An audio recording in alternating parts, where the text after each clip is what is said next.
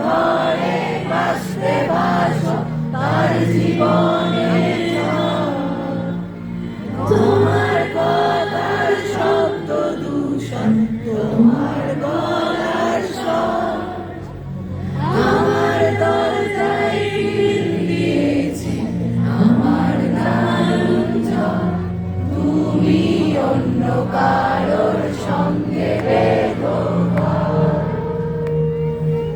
তুমি অন্য কারোর সঙ্গে বেঁধো ঘর তোমরা যার সাথে খুশি ঘর বাঁধো আমার